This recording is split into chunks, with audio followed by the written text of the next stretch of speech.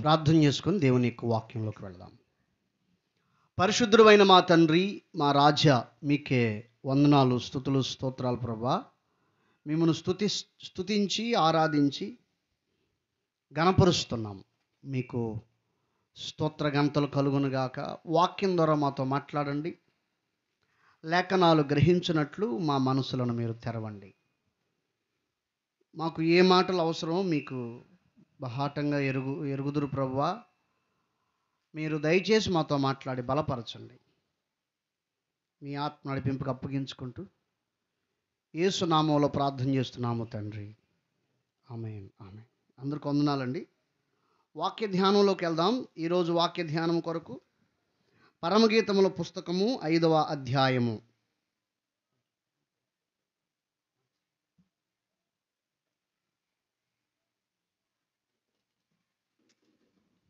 పరమగీతముల పుస్తకము 5వ అధ్యాయము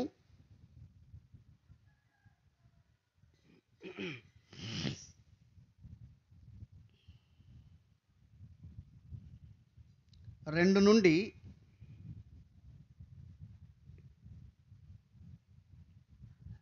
8వ వచనం వరకు చదువుకుందాం.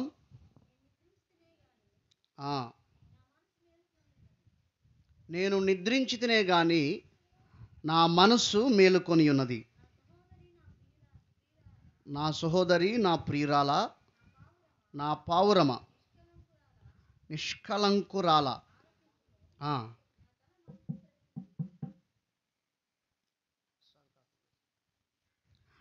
నా తల మంచుకు తడిసినది,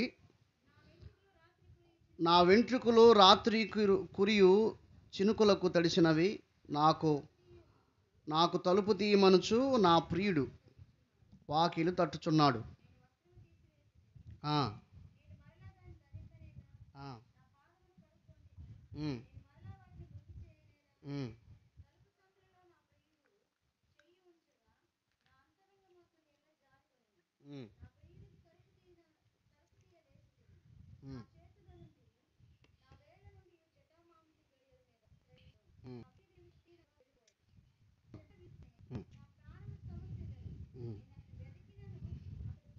నేనతని వెదికినను అతడు కనబడకపోయెను.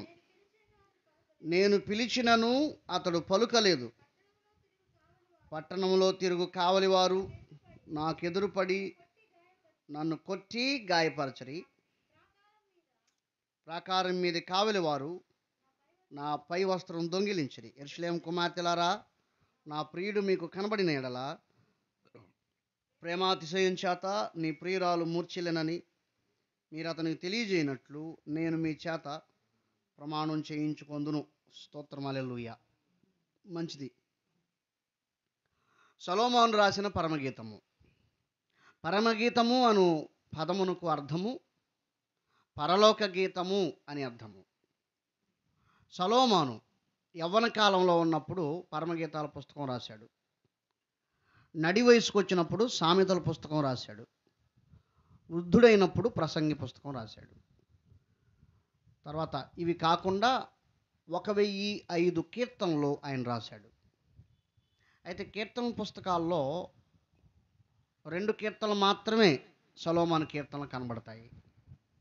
3000 సామెతలు రాశాడు. అయితే అన్ని సామెతల పుస్తకంలో కనిపించవు. దేవునికి స్తోత్రం, హల్లెలూయా. చాలా విషయాలు సొలొమోను భక్తుడు వ్రాశాడు. పరిశుద్ధాత్ముడు ఆయన చేత వ్రాయించాడు. ఈ పరమగీతముల పుస్తకానికి వచ్చేసరికి ప్రియుడు సొలొమోను, ప్రియురాలు సొలొమ్మితి. అయితే ఇప్పుడు మనం ఆత్మ సంబంధమైన పోలికల్లోకి వచ్చినట్లుగా అయితే ప్రియుడు మన ప్రభు అయిన యేసుక్రీస్తు ప్రభుల వారు, ప్రియురాలు దేవుని రక్తంలో కడగబడిన కొత్త నిబంధన సంఘము. ఈ పరమగీతముల పుస్తకం 5వ అధ్యాయము. ఈ 5వ అధ్యాయము సందర్భంలోనికి వచ్చినట్లుగా అయితే మొదటి నుంచి మనం చూసినట్లుగా అయితే ప్రియుడు ఉద్యానవనమునకు వచ్చాడు. ఉద్యానవనము అంటే సంఘమే.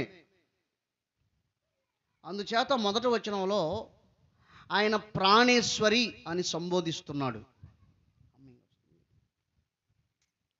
ఉద్యానవనమునకు వచ్చాడు. ఉద్యానవనమునకు వచ్చి జటామాంసి గంధువర్గమును కూర్చుకున్నాడు. తేనె పట్టు క్షీరసహిత ద్రాక్ష రసాన్ని తాగాడు. ఆయనతో పాటు వచ్చిన ఆయన స్నేహితులందరూ పానము చేశారు. సరే, ఇప్పుడు ప్రియుడు ఒక్కడే ప్రియురాలు దగ్గరికి వెళ్ళాడు. ప్రియురాలు ఇంటి దగ్గర ఉంది. ఆమె విశ్రాంతి తీసుకుంటూ ఉంది. ప్రియుడు వస్తాడు అన్న ఆలోచనతోనే ఆమె ఎదురు చూస్తూ ఉంది. ఆమె అంటుంది, నేను నిద్రించి తినే కానీ నా మనసు మేల్కొని ఉన్నది అంటుంది. ఇక్కడ ప్రియుడు యేసు ప్రభుల వారు, ప్రియురాలు సంఘం. నేను నిద్రించాను, నా మనసు మేల్కొని ఉంది. అయితే ప్రియుడు వచ్చాడు. ప్రియుడు వచ్చి ఆమెను ఈ విధంగా పిలుస్తున్నాడు, నా పావురమా, నిష్కలంకురాలా, నేను వచ్చేసాను. నా తల మంచుకు తడిసిపోయింది, రాత్రి కురియు చినుకులకు తడిసిపోయింది అని తలుపు తీయమంటూ ఉన్నాడు. అయితే ఆమె తలుపు తీయటం నిరాకరించలేదు, కానీ ఆలస్యము చేసింది. అర్థమైందండి? ఆమె తలుపు తీయటానికి నిరాకరించలేదు, ఆలస్యము చేసింది. అంటే కొన్ని కారణాలు చెప్తా ఉంది. వస్త్రం తీసేశాను, మళ్ళీ నేను ధరింపలేను, పాదాలు కడుక్కున్నాను, మురికి చేయలేను, అలాగే నా శరీరానికి సువాసననిచ్చేదాన్ని పూసుకొని ఉన్నాను అంటూ ఆమె కొన్ని కారణాలు చెప్తా ఉంది. ఇక్కడ ఒక మంచి పాఠాన్ని మనం నేర్చుకోవచ్చు. దేవుడు మనలను దర్శించినప్పుడు మనం వెంటనే స్పందిస్తే దీవించబడతాం. కారణాలు చెప్పేవారమైతే దేవుని యొక్క దర్శనం మనకు ఆశీర్వాదకరముగా ఉండదు. దేవుడు నిన్ను దర్శించినప్పుడు దేవునికి ఎన్నడూ సాకులు చెప్పవద్దు, కారణాలు వెతుక్కోవద్దు. బైబిల్ ఏం చెప్తుందంటే, దేవుడు దర్శించిన ఆ సమయం నువ్వు గ్రహించకపోతే నువ్వు నష్టపోతావని బైబిల్ చెప్తుంది. నువ్వు చాలా నష్టపోతావు. చూడండి, లూకా శుభవార్త 19వ అధ్యాయంలో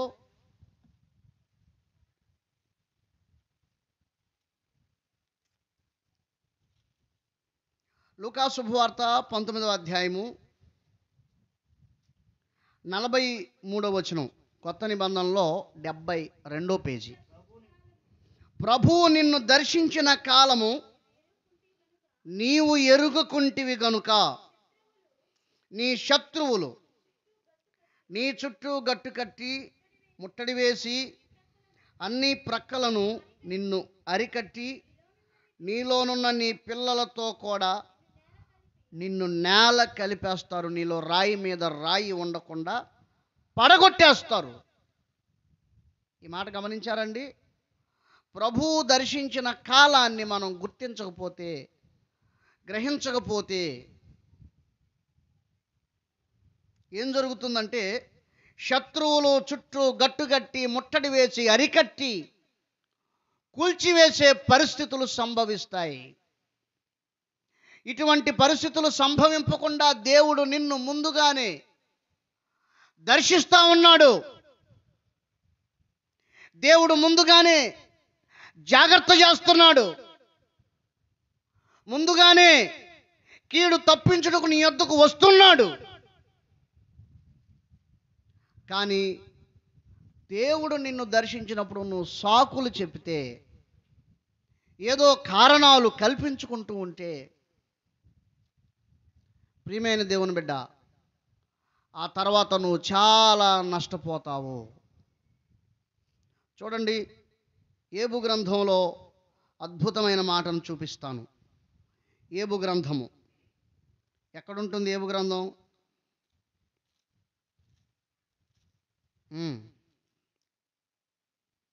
కీర్తనల పుస్తకము ఎస్తేరు పుస్తకానికి మధ్యలో ఏబు గ్రంథం ఉంటుంది. ఏబు గ్రంథం 33వ అధ్యాయము 14వ వచనం నుంచి నేను చదువుతాను. దేవుడు ఒక్క మారే పలుకును, 2 మార్లు కూడా పలుకుతాడు, అయితే మనుషులు అది కనిపెట్టరో. మంచం మీద కునుకు సమయమున గాఢ నిద్ర పట్టునప్పుడు, కలలో రాత్రి కలుగు స్వప్నములలో దేవుడు దర్శిస్తాడట, మాట్లాడతాడట. ఎందుకు? 4 కారణాలు చెప్తున్నాడు. మొట్టమొదటిగా, నరులు గర్విష్ఠులు కాకుండా చేయునట్లు దేవుడు దర్శిస్తాడు కలల ద్వారా. నరులు గర్విష్ఠులు కాకుండా చేయునట్లు. 2, మానుకొనయులు. అర్థమైందండి? ఆ రాత్రి ఏం జరిగింది? ఏ రాత్రి? ఆ రాత్రి ఏం జరిగింది? ఈమెను నేను అవమానపరచకూడదు కాబట్టి బహిరంగంగా ఈమె గర్భవతి అని ప్రజలందరికీ చెబితే శాస్త్ర ప్రకారం వాళ్ళు కొట్టారు. కాబట్టి ఈమెను నేను అవమానపరచకూడదు అంటే అర్థం ఏమిటంటే మరణానికి అప్పగించకూడదని అర్థం. కాబట్టి రాత్రికి రాత్రే వెళ్ళిపోవాలి అని యోసేపు తలంచాడు. ఆమె నిద్రపోతుంది, ఈయన ఆలోచన చేస్తూ ఉన్నాడు. ఆ రాత్రి పారిపోవాలి, వెళ్ళిపోవాలి. అలా ఆలోచన చేస్తూ అలా పండుకొని ఆలోచన చేస్తూ పడుకొని కళ్ళు మూసుకున్నాడు. గాబ్రియేలు దేవదూత ప్రత్యక్షమయ్యాడు. యోసేపు, మరియను చేర్చుకొనుటకు భయపడకము, ఆమె గర్భం దర్శించినది పరిశుద్ధాత్మ వలన కలిగినది. ఇదంతయు దేవుని కార్యం అని గాబ్రియేలు దేవదూత చెప్పాడు. ఏమిటది? కళ. ఏంటండి అది? కళ, స్వప్నం. అయితే అదే రాయబడి ఉంటుంది. మంచం మీద కొనుకు సమయమున గాఢ నిద్రపట్టినప్పుడు, కలలో, రాత్రి కలుగు స్వప్నములలో దేవుడు దర్శిస్తాడు. నిజంగా యోసేపును ఆ విధంగా దర్శించిన తర్వాత వెంటనే మేల్కొని ఇది దేవుని కార్యం అని తలంచి తాను తలచిన కార్యం మానుకున్నాడు. స్తోత్రం, హల్లెలూయా. తాము తలచిన కార్యం మానుకొని చేయనట్లు. 2వ కారణం. 3వది, గోతికి పోకుండా వారి ప్రాణము గోతికి పోకుండా వారిని కాపాడునట్లు. అది 3వ కారణం. 4వది, కత్తి వలన నశింపకుండా వారి ప్రాణమును తప్పించునట్లు ఆయన వారి చెవులను తెరవజేయును, వారి కొరకు ఉపదేశం సిద్ధపరచును. దేవుడు దర్శిస్తాడు. ప్రియుడు ప్రియురాల దగ్గరికి వచ్చి తలుపు తడుతున్నాడు. తలుపు సందులోంచి ఆమె చూస్తున్నాడు. ఇదిగో మంచుకు, వర్షమునకు నా తల తడిచిపోయింది, నీవు త్వరగా తలుపుది అంటున్నాడు. కానీ ఆమె కారణాలు చెప్తా ఉంది. మన జీవితంలో దేవుడు దర్శించినప్పుడు కారణాలు ఎప్పటికీ చెప్పకూడదు. ఎందుచేతనంటే నీకివ్వబడిన ఒక దర్శనం, దేవుడు నీకిచ్చిన ఒక దర్శనం ప్రాజెక్టు వర్క్ లాంటిది. ఒక ప్రాజెక్టు వర్క్ లాంటిది. ఒక ఉన్నతమైన ఉద్దేశము నిమిత్తమే దేవుడు నిన్ను దర్శిస్తున్నాడు, నీకు దర్శనమిస్తున్నాడు.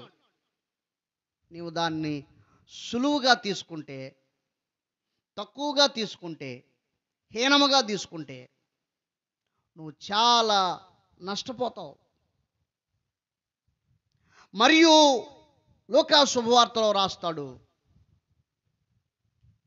నీ చుట్టూ గట్టు కట్టి నిన్ను అరికట్టి నేల కూల్చేస్తారు. ఎంత నష్టం అంటే ప్రాణాలు పోయేంత నష్టం దర్శనానికి ఒక వ్యక్తి లోబడకపోతే. వ్యవస్థలు కూలిపోయేంత నష్టం, పట్టణాల పునాదులే కూలిపోయి కాలిపోయేంత భయంకరమైన నష్టం దర్శనానికి లోబడకపోతే. అందుచేత దర్శనం పొందుతున్న నీకు అది సులువై ఉండవచ్చు, కానీ దర్శనం ఇస్తున్న ఆయనకు మాత్రం అది చిన్నది కాదు, చాలా పెద్ద పని. పెద్ద పని, ఉన్నతమైన పని. అందుచేత దేవుడు నిన్ను దర్శించినప్పుడు వెంటనే లోబడు బిడ్డ, ఆలస్యం చేయవద్దు. చాలామంది దర్శన విషయంలో ఆలస్యం చేస్తున్నారు. చూడండి, దేవుడు యాకోబుకు దర్శనమిచ్చాడు. 20 సంవత్సరాలు ఆలస్యం చేశాడు ఆయన. 20 సంవత్సరాలు, సగం జీవితం అక్కడే పోయింది దీనికి.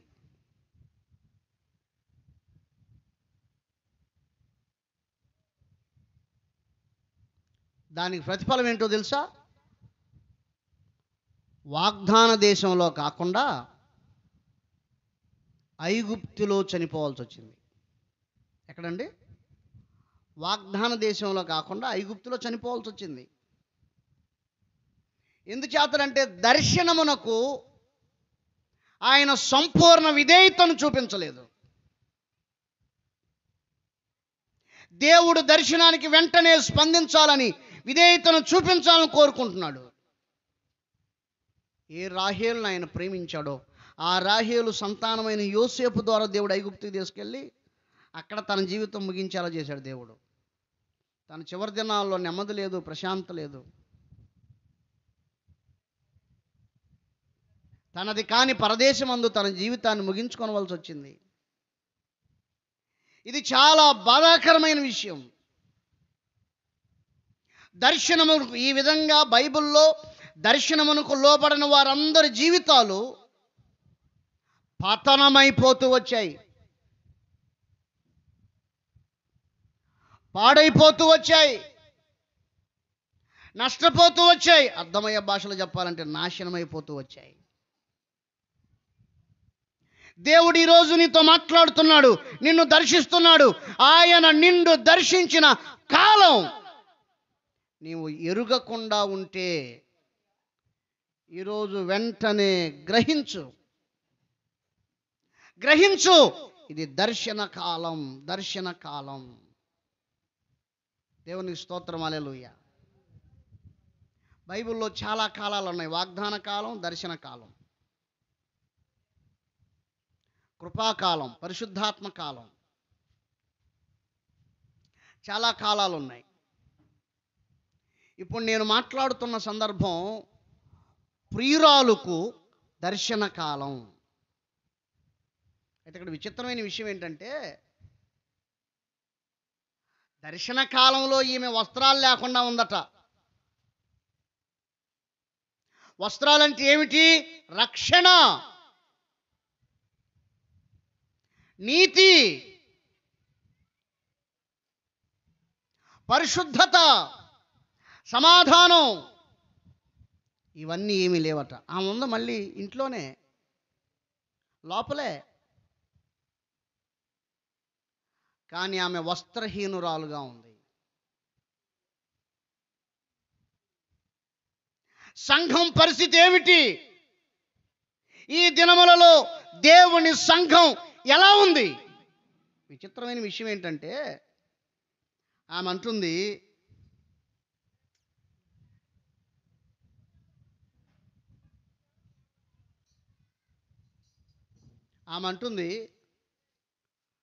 నా దేహమునకు నేను జటామాంసి పూసుకున్నాను. జటామాంసి అంటే తెలుసా? మరియా, మార్తా, లాజరు ఇంట్లో భోజనం జరిగింది యేసు ప్రభుల వారికి. అక్కడ మరియా విలువ గల అత్తరు బుడ్డి పగలగొట్టి ఆయన తల మీద పోసినది జటామాంసి. ఇల్లంతా వాసనతో నిండిపోయింది. సువాసనే, కానీ వస్త్రం లేదు. అర్థమైందండి?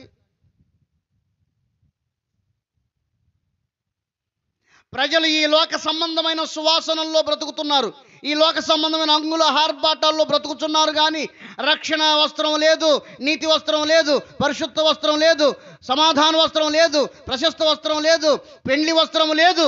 అయ్యో, ఆయన వచ్చి తలుపు తట్టే లోపు ఆమె వస్త్రహీనురాలుగా ఉంది. దేవుని సంఘం యొక్క పరిస్థితి ఏమిటి?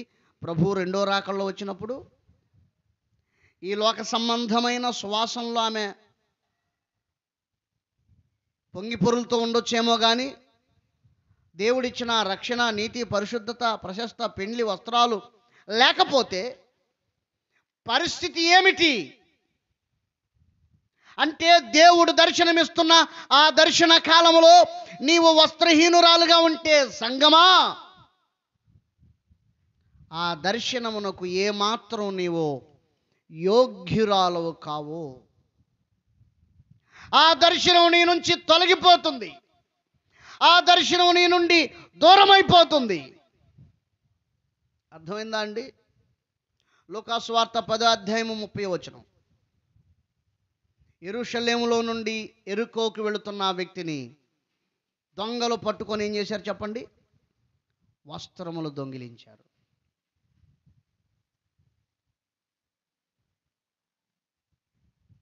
రక్తపు మడుగులో వదిలిపెట్టి వెళ్ళిపోయారు. అంటే ఇక్కడ నేనేం చెప్తున్నానంటే, అపవాది నీ వస్త్రాలు దొంగిలిస్తున్నాడు. కాపాడుకో. నీవు సరి అయిన దర్శనం పొందాలి అంటే దేవుని దగ్గర నుండి దేవుడిచ్చిన వస్త్రాలు కాపాడుకోవాలి. నీ సువాసన తర్వాత, నువ్వు పూసుకునే రాసుకునే తర్వాత దేవుడిచ్చే ఆ వస్త్రాలు మొట్టమొదటిగా నీవు కాపాడుకోవాలి. అంచేత ప్రకటన గ్రంథంలో రాయబడి ఉంటుంది చూడండి.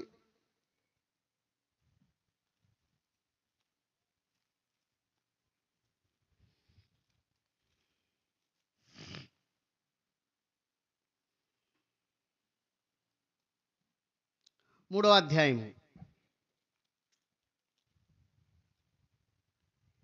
4వ అయితే తమ వస్త్రములు అపవిత్రపరచుకొనని కొందరు సార్దీసులో నీ యొద్ద ఉన్నారు. వారు అర్హులు గనుక తెల్లని వస్త్రం ధరించుకొని నాతో కూడా సంచరించెదరు.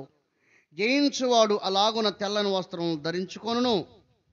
జీవగ్రంథంలోంచి అతని పేరే మాత్రం తుడుపు పెట్టక నా తండ్రి ఎదుటను ఆయన దూతల ఎదుటను అతని పేరు ఒప్పుకొందును. దేవునికి స్తోత్రం, హల్లెలూయా. కాబట్టి వస్త్రములను కాపాడుకోవాలి. దేవుడు ఎంత కృప చూపించాడండి నోవాకి. ఓ పెద్ద వాడగట్టే ఒక మంచి పంచాడుగా దైవతారగా కట్టారు. అంతా వాళ్ళు వచ్చిన తర్వాత తన సనానికి శాపంగా మారిపోయింది. అంచేత పిల్లలే కొట్టుకునే పరిస్థితి వచ్చింది. శాపం ఏం తెచ్చింది చెప్పండి? పిల్లలే కొట్టుకుంటున్నారు. షేము సంతానం వెళ్ళి హాము సంతానం మీద పడ్డారు. అర్థమైందండి? షేము సంతానం అంటే అబ్రహాము, హాము సంతానం అంటే కనానీయులు. ఇజ్రాయేలీలు కనాను దేశాన్ని ఆక్రమించుకున్నారు. వీళ్ళిద్దరు ఎవరు? అన్నలదమ్ముల పిల్లలు గారా? ఒకే రక్తం కాదా? ఒకే కుటుంబం నుంచి వచ్చిన వారు గారా? అంటే నోవాహు వస్త్రహీనుడు అవటం వలన పిల్లలు కొట్టుకొని యుద్ధాలు చేసుకొని ఒకళ్ళనొకళ్ళు చంపుకొని ఆక్రమించుకోవలసిన పరిస్థితులు దాపరించాయి. ఒక్కడ వస్త్రహీనత లేకపోతే రాజ్యాలే కొట్టుకుంటే, అయ్యో దేవుని సంఘమునకు వస్త్రములు లేకపోతే ప్రియుడు ప్రభు అయిన యేసుక్రీస్తు ప్రభుల వారు వచ్చినప్పుడు కనిపించినట్టే కనిపించి కనుమరుగైపోతాడు. ఏం చేస్తాడు చెప్పండి? ఆ యేసు ప్రభుల వారు వచ్చాడంట, వెళ్ళాడంట, ఇంకంతే. రాశి రాకడ. మెరుపు తూర్పును ఎలా పుడుతుందో తూర్పును పుట్టి దక్షిణంకి వెళ్ళినట్లుగా ఉంటుందంట ప్రభు రాశి రాకడ. రాత్రికి రాత్రి అయిపోద్ది. ఒకవేళ ఇక్కడ పగలనుకోండి, అమెరికాలో రాత్రి, అమెరికాలో పగలనుకోండి, ఇక్కడ రాత్రి. అంచేత ప్రభు రాకడ పగలని చెబుతామా, రాత్రి అని చెబుతామా? అందుచేత ప్రియమైన దేవుని వాళ్ళరా, దొంగ ఎప్పుడైనా రావచ్చు. మీకు తెలియని విషయం ఏంటంటే దొంగలు రాత్రి వస్తాననుకుంటారు. పగటి దొంగలు కూడా ఉంటారు. పగలు దొంగతనం చేసేవాళ్ళు కూడా ఉంటారు. బహిరంగంగా వచ్చి పిల్లల్ని పట్టకపోతుంటే, ఊరేం చేయకపోతుంటే వాళ్ళు దొంగలు కాదు.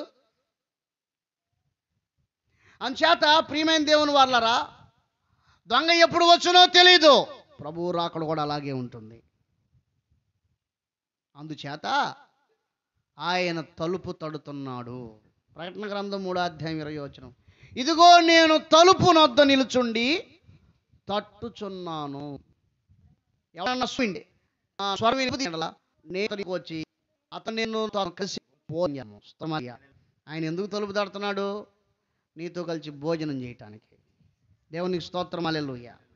ఆయన ఒక దర్శనం ఎందుకు ఇస్తున్నాడంటే కలిసి పని చేయడానికి, కలిసి ఉంచడానికి, కలిసి నడవటానికి, కలిసి వెళ్ళడానికి ఆయన నీకు వచ్చి చెబుతా ఉన్నాడు. దేవుని కారణాలు చెప్పవద్దు. ఏమన్నాడు ఇర్మియాతో? నేను బాలుణ్ణి కదా అంటే బాలుణ్ణను అనవద్దు. నేను ఏది చెప్తానో ఆ మాట తీసుకెళ్ళి ప్రజలు నువ్వు చెప్పు. మోషే అన్నాడు, అయ్యా ఎవరిని యాడ్ చేసుకో, వాళ్ళని యాడ్ చేసుకో అంటే అంటున్నాడు, నిన్ను యాడ్ చేసుకున్నాను. మళ్ళీ చేసుకున్నాను.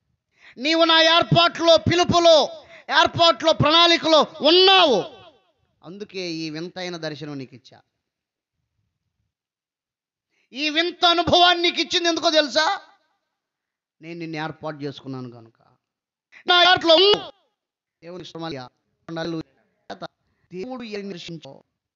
దేవుడిని దర్శించాడో వారిని ఏర్పాటు చేసుకున్నాడు. ఎవరు విధేయులో వారు త్వరగా హెచ్చించబడ్డారు. ఎవరు అవిధేయులో వారి జీవితాల్లో భయంకరమైన నష్టాలు సంభవించాయి. దేవునికి స్తోత్రం, హల్లెలూయా. అంచేత యాకోబు ఐగుప్తులో చనిపోవాల్సి వచ్చింది. యెరూషలేం పట్టణం కాల్చబడింది. మరియు ప్రియురాలు ఆలస్యం చేసినందున ఆమె తలుపు తీయనంతలో ప్రియుడు వెళ్ళిపోయాడు. తలుపు తీయనంతలో వెళ్ళిపోయాడు. ఆలస్యంగా విధేయత చూపించుట కూడా అవిధేయతే. అర్థమైందండి? చెప్పండి. ఆలస్యంగా విధేయత చూపించుట కూడా అవిధేయతే. కాబట్టి ఆలోచన చేసి సమయాన్ని అనవసరంగా గడిపేసింది. కానీ ప్రియుడు ఆమె వచ్చే వరకు వెయిట్ చేయలేదు. అందుకే బైబిల్ అంటుంది, యెహోవా మీకు దొరుకు కాలమందు ఆయనను వెదకుడి, దాటిపోయిన కాలంలో వెతికినను ప్రయోజనం లేదు. దేవుడు 38 సంవత్సరాలు సౌలునకు అవకాశం ఇచ్చాడు. విచిత్రమైన విషయం ఏంటంటే వీళ్ళు దేవుడికి లోబడడు అని తెలిసి కూడా 38 సంవత్సరాలు అవకాశం ఇచ్చాడంటే దేవుని యొక్క మనస్తత్వం ఎంత శ్రేష్టమైంది. లోబడేవాడికి అవకాశం ఇచ్చినా దానివల్ల ప్రయోజనం ఉంటుంది. కానీ లోబడిన వానికి అవకాశం ఎందుకు? చూసారా దేవుని సహనం, దేవుని దీర్ఘశాంతం ఎంత గొప్పది, ఆయన మంచితనం ఎంత గొప్పది, ఆయన కనికరం ఎంత గొప్పది, ఆయన ప్రేమ ఎంత గొప్పది. లోబడిన వానికి కూడా 38 సంవత్సరాలు అవకాశం ఇచ్చాడంటే తప్పలదార 40 సంవత్సరాలు, సగం జీవితం ఇచ్చాడు వాడికి అవకాశం. సగం జీవితం అవకాశం ఇచ్చిన అతను లోబడలేదు. చివరికి ఆయనకు దేవుడు అవసరమైంది. సడన్గా 38 సంవత్సరాల తర్వాత ఆయనకి ఇప్పుడు దేవుడు అవసరమయ్యాడు.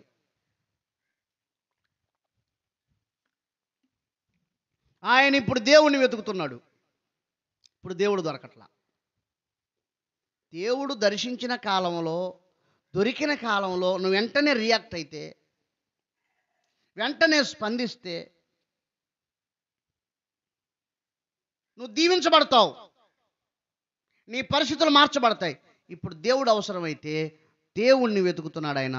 దేవుడు దొరకట్లా. దేవుడు ప్రవక్తల ద్వారా మాట్లాడట్లా, యాజకుల ద్వారా మాట్లాడట్లా, ఊరీము తుమ్మిము ద్వారా మాట్లాడట్లా, కళల ద్వారా స్వప్నాల ద్వారా మాట్లాడట్లా. ఇప్పుడు దేవుడు మాట కావాల్సి వచ్చింది సౌలుకి. శత్రువులు వచ్చేసారు, యుద్ధానికి వచ్చేసారు, సైనిక దళాలు వచ్చేసాయి. యుద్ధానికి పోవాలా లేదా అర్థం కావట్లా. సమూయేలు లేడు, దావీదు లేడు, యాజకులు లేరు. ఎందుకంటే యాజకులందరిని చంపేశాడు ఆయన. పట్టణం తగలబెట్టేశాడు సౌలు. దేవుని మాట దొరికే, దేవుని మాటను ఇవ్వగలిగిన వ్యక్తులందరినీ ఆయన పోగొట్టుకున్నాడు. ఇప్పుడు వెతుకుతున్నాడు, దొరకట్లేదు. ఇప్పుడు ఆయనకు ప్రవక్త అవసరమయ్యాడు, ఆరాధికుడు అవసరమయ్యాడు, యాజకుడు అవసరమయ్యాడు. ఆ ముగ్గురుని లేకుండా చేసుకున్నాడు. ఇప్పుడు దేవుని మాట దొరకక సోది చెప్పే ఆమెను వెతుకుతున్నాడు. చూడండి, మొదటి దినవృత్తాంతముల గ్రంథము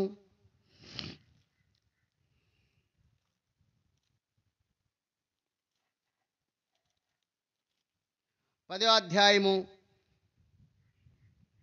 13వ వచనం.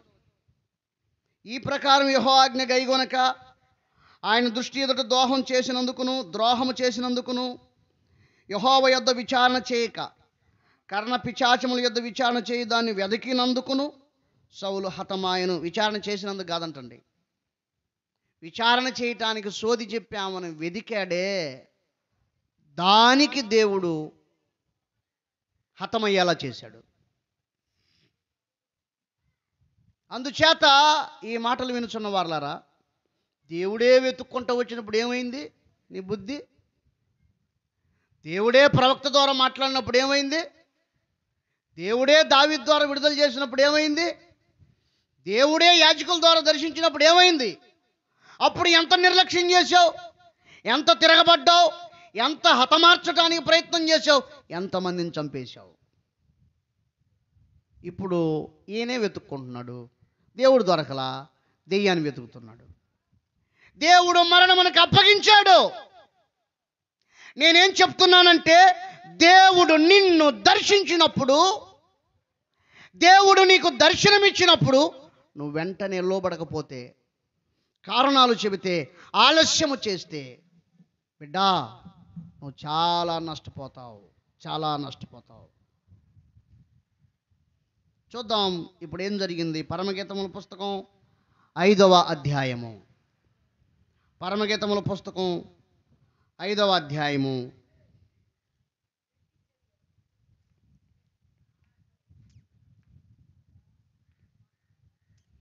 5వ వచనం. నా ప్రియునికి తలుపు తీయలేచి తిని, నా చేతుల నుండి నా వ్రేళ్ల నుండి జటామాంసి గడియల మీద స్రవించెను. నా ప్రియునికి నేను తలుపు తీయనంతలో అతడు వెళ్ళిపోయెను. అతని మాట వినుటతోడనే నా ప్రాణము సొమ్మసిల్లెను. నేను అతని వెదకినను అతడు కనబడకపోయెను, నేను పిలిచినను అతడు పలకలేదు. ఇప్పుడు ఏమేం చేసిందంటే, అయ్యయ్యో నా ప్రియుడు వెళ్ళిపోయాడే అని ఏం వెతకటం ప్రారంభించింది. అర్థమైందండి? మొదటేమో ఆయనే వెతుక్కుంటూ వచ్చాడు, ఏమేమో సాకులు చెప్పింది. ఇప్పుడు ఏం వెతుక్కుంటూ వెళుతుంది. ఏం వెతుక్కుంటూ వెళతా 7వ వచనంలోకి వచ్చేసరికి ఎలా వెళుతుంది? నేను పిలిచినను అతడు పలకలేదు.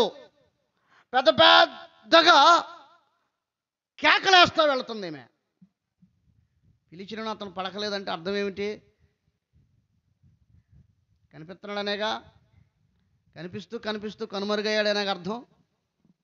అదిగో అంత దూరంలో ఉన్నాడు, నేను ఆయన పిలుస్తున్నా, ఆయన నాతో పలకట్లా. నేను పిలిచా కానీ అతడు పలకలేదు. ప్రియుడా ఎక్కడికి వెళ్ళిపోతున్నావు? ఇదిగో నేను వచ్చేసాను, తలుపు తీశాను, నీ కోసం పరిగెత్తుకుంటూ వస్తున్నాను, ప్రియుడా ఆగు అని అరుస్తున్నాను. ఆయన పలకలేదు, కనుమరుగైపోయాడు. 7వ వచనం. పట్టణంలో తిరుగు కావలి వారు నాకెదురుపడి నన్ను కొట్టిరి. ఇప్పుడు వాళ్ళంట, అసలు ఈ టైంలో నీకేమైనా బుద్ధి ఉందా? ఈ టైంలో అర్ధరాత్రి వాళ్ళు తిరుగుతున్నావు ఏమిటని చెప్పేసి ఆమెను కొట్టారట. మరి కావలి వారంటే రక్షక భటులు కదా, పట్టణానికి కాపలా కాస్తుంటారు కదా. తప్పు చేసిన వాళ్ళు ఏం చేస్తారు? శిక్షిస్తారు. ఈ సమయంలో అర్ధరాత్రి వేళ ప్రియుడా అంటూ రోడ్ల మీద తిరగటం తప్పు కదూ. ఇంటికి వచ్చినప్పుడు ఏం గాడిదలు కాస్తున్నావా? దేవుడు దర్శించినప్పుడు ఏం చేస్తున్నా? ఇప్పుడు రోడ్ల మీద పడి ప్రియుడా అంటే ఎవరు ఊరుకుంటారు? కొట్టరు. సరే వాళ్ళు కొట్టేసా అంటే చేశారు.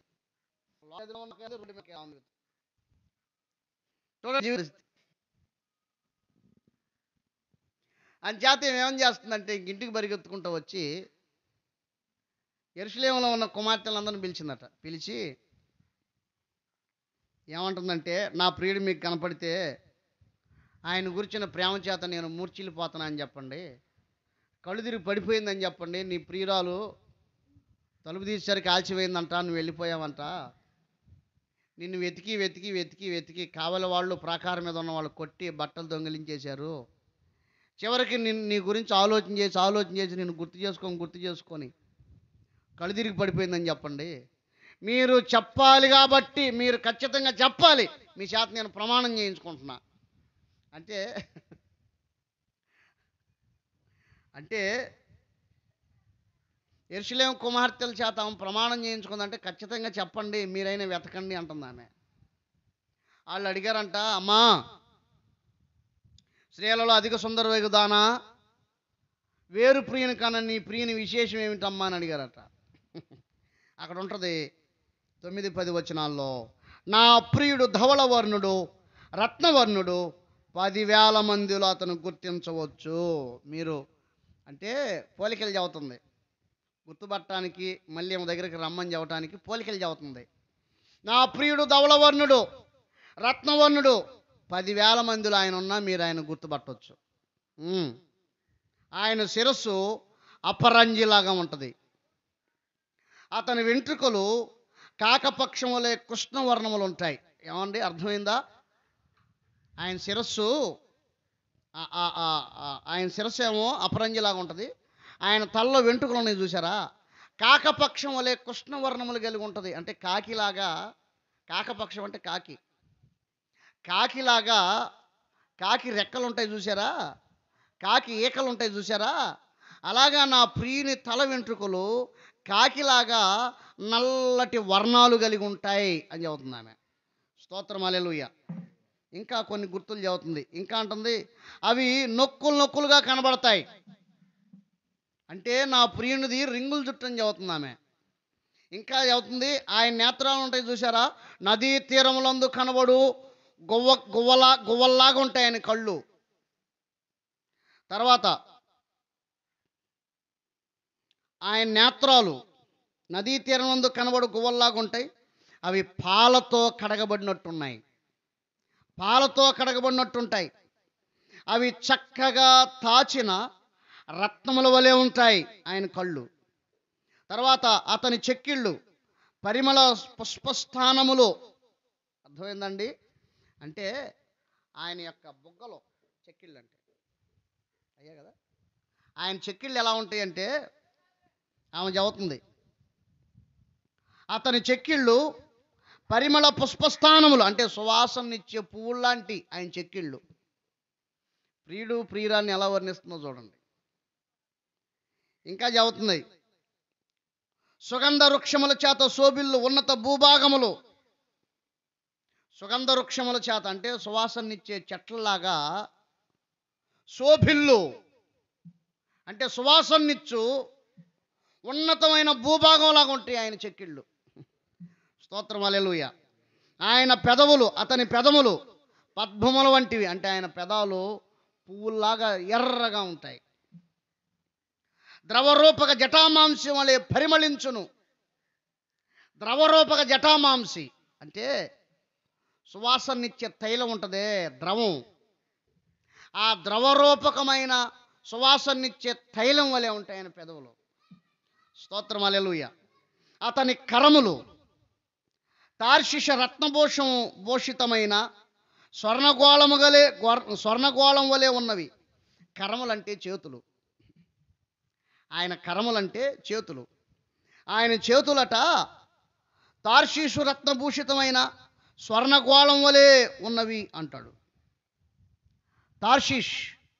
తార్షీష్ అనేది ఏంటి తెలుసా? వాడరేవు. యోనా నినివేకి వెళ్ళమంటే ఎక్కడికి వెళ్ళాడు? తార్షీష్కి వెళ్ళాడు.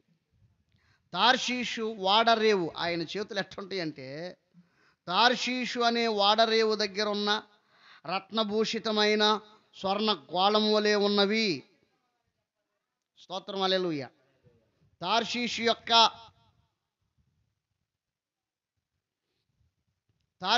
యొక్క ఆ వాడరేవులో ఉన్న రత్నాలు పొదిగిన స్వర్ణ గోళం వలె ఆయన చేతులు ఉన్నాయి. అతని కాయము నీల రత్న ఖచ్చితమైన విచిత్రమగు దంతపు పనిగా కనబడుచున్నది. అతని కాయం అంటే మెడ దగ్గర నుంచి నడుం దాకా ఈ భాగం అంతా ఎలా ఉందని చెప్తుందంటే, అతని కాయము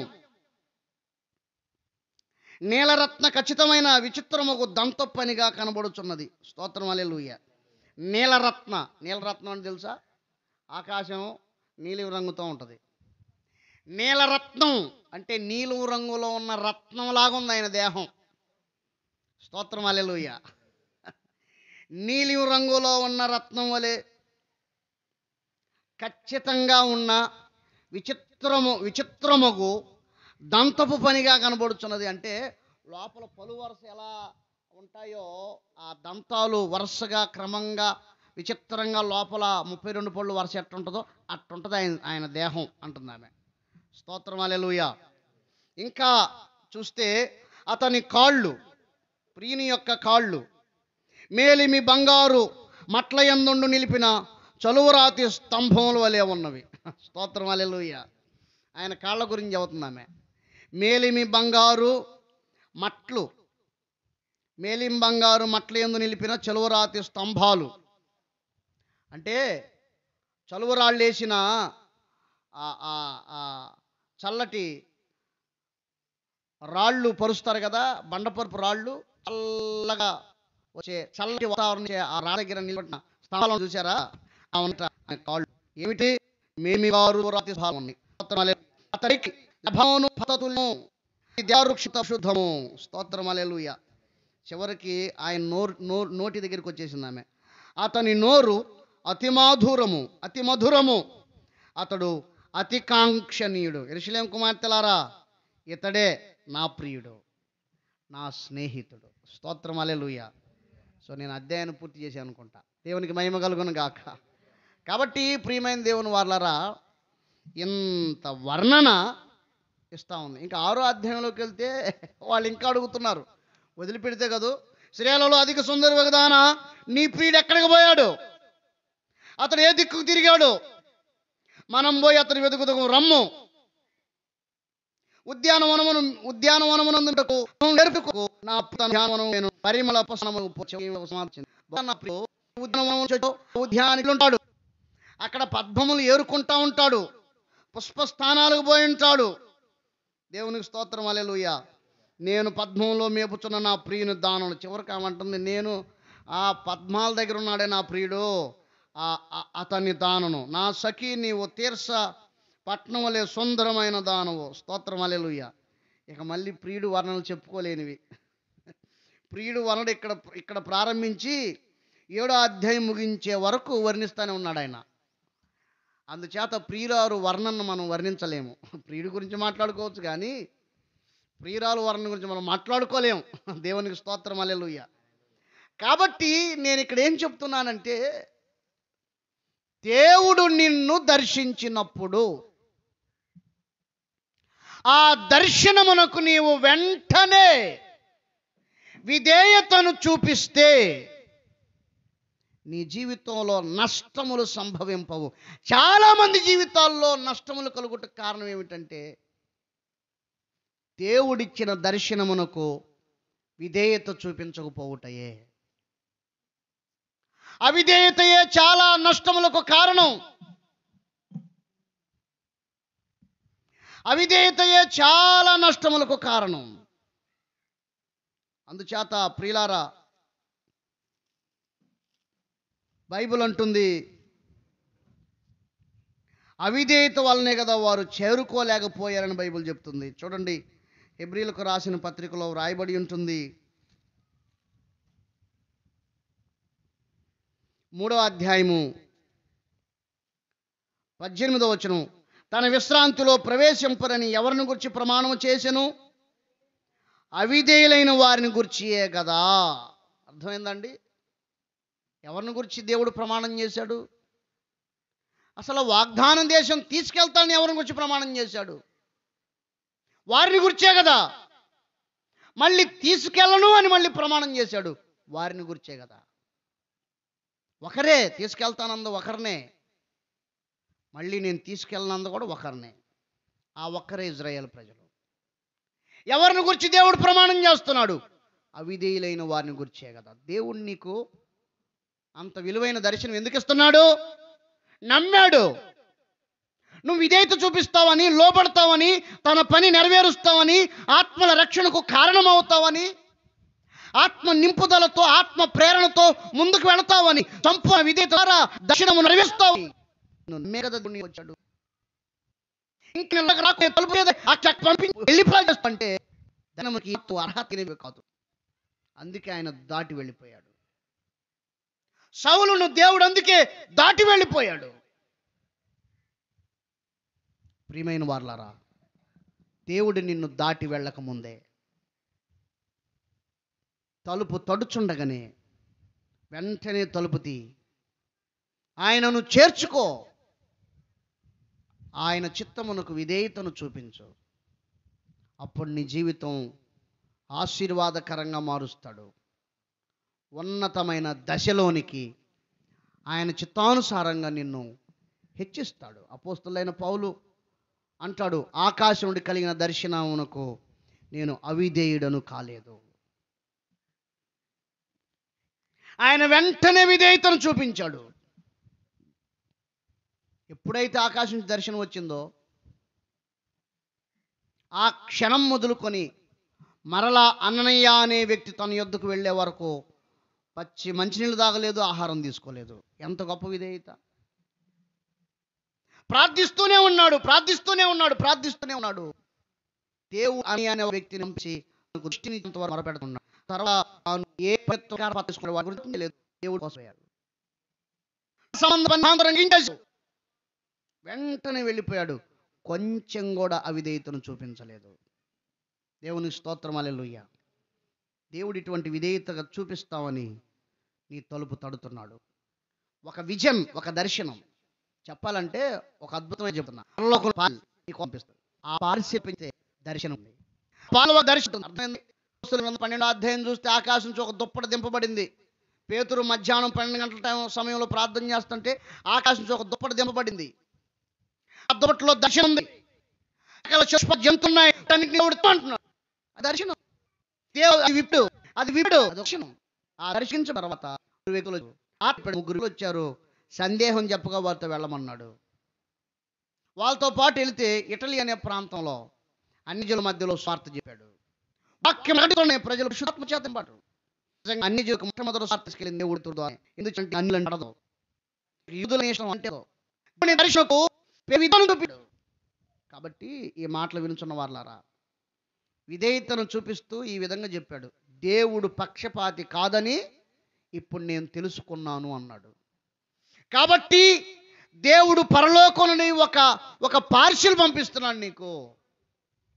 దాన్ని విప్పితే నీవు చేయవలసిన పరిచర్య, దర్శనం నీ కోసం ఉంటుంది. ఆ దర్శనం నువ్వు పొందటానికి దేవుడు కలుపుతున్నాడు, హృదయం కలుపుతున్నాడు. చెప్పారు, నీకు దర్శనం ఇవ్వటానికి తలుపు తడుతున్నాడు. ఆయన నిన్ను దర్శించిన ఆ దర్శన కాలములో విధేయతను చూపు. నీ పరిస్థితులను దేవుడు మార్చబోతున్నాడు.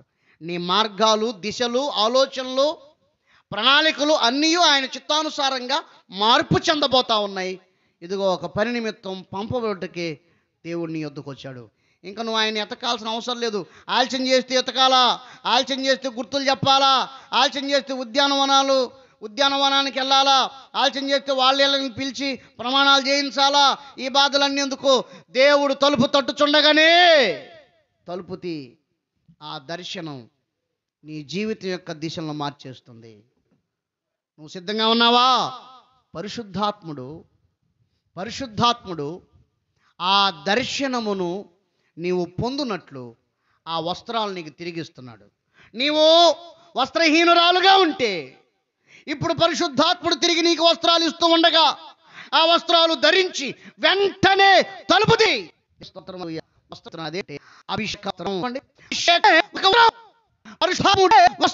పరిశుద్ధాత్మను అభిషేకం నీవు ధరించుకుంటే ఆ దర్శనాన్ని వెంటనే క్యాచ్ చేయగలవు, ఆ దర్శనాన్ని వెంటనే తీసుకోగలవు, ఆ దర్శనాన్ని వెంటనే పొందుకోగలవు, ఆయన స్వాధీనపరచుకోగలవు, ఆయన తాసారంగా ముందుకు వెళ్ళవు.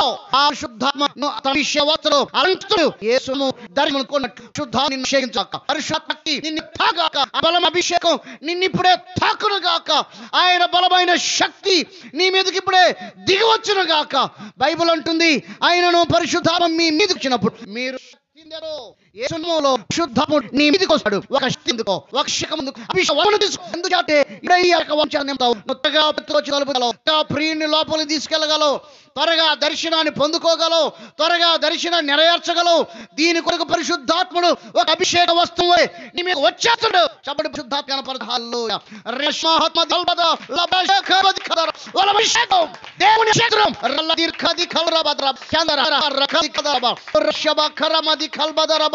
పరిశుద్ధాత్మ శక్తి, పరిశుద్ధాత్మ అభిషేకం, అగ్ని అభిషేకం.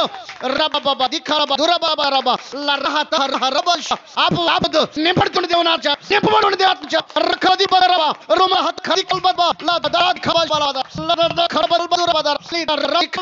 అభిషేక వస్త్రం, అభిషేక వస్త్రం, అభిషేక వస్త్రం, పరిశుద్ధాత్మ అభిషేకం. రబల కరబది కల్బద రబ. Thank you Holi Spirit, thank you Holi Spirit. లరబ షకరబది కల్బద రబ. Thank you Lord. Hallelujah, hallelujah. అందరూ మోకాళ్ళు లేని ప్రార్థనలోకి వెళదాం, అందరూ మోకాళ్ళు లేని ప్రార్థనలోకి వెళదాం. రిమా షల్దరహ తల్మది కల్బదరబ. ఇక నువ్వు వస్త్రాలు సమయం వచ్చింది, అభిషేకాన్ని తీసుకొనవలసిన సమయం వచ్చేసింది. ఎందుచేతనంటే ప్రియుడు తల తడిచిపోయి నీ దగ్గరికి వస్తున్నాడు, తల తడిసిపోయి నీ దగ్గరికి వస్తున్నాడు. Thank you Holi spirit. అతని యొక్క తల కాకపక్షం వలె కృష్ణ వర్ణములతో నొక్కులు నొక్కులుగా ఉన్న తల అదంతయు తడిసిపోయింది. నీ వద్దకు వచ్చేస్తున్నాడు. నీకు ఒక పని అప్పగించాలి, నీకు ఒక దర్శనాన్ని ఇవ్వాలి, ఇదిగో ఒక పరిచర్నివ్వాలి. నిన్ను అభిషేకించి తన పని కొరకై పంపబడాలి నీవు. అందుకొరకే ప్రియుడు తలుపు తడుతూ ఉన్నాడు. వస్త్రాలు ధరించుకొని బయలుదేరు. రాషా కర్రమది కల్బదరబ లరమది కల్మందురల షల్దరహ తల్బది కల్బదరబ. Thank you Holi Spirit, thank you Holi Spirit. యేసయ్య చెప్పాడు, ఇదిగో మీరు పట్టణంలో నిలిచి ఉండండి, ఇదిగో నా పరిశుద్ధాత్మను మీ మీద కుమ్మరిస్తున్నాను. అప్పుడు మీరు పరిశుద్ధాత్మ మీ మీదకి వచ్చినప్పుడు మీరు శక్తిని పొందుతారు. యెరూషలేము, యోదయ, సమరయ, దేశములంతటా భూదిగంతాల వరకు వెళ్ళిపోతారు. నా కొరకు నిలిచియుండు, అభిషేకం పొందుకో. ఇప్పుడు పరిశుద్ధాత్ముడు నీ మీదకి బలంగా దిగి ఉన్నాడు. పరిశుద్ధాత్మ స్వాగతం. యేసుక్రీస్తు వల్ల మనందరి హృదయములకు తలంపులకు కావలి ఉండును గాక.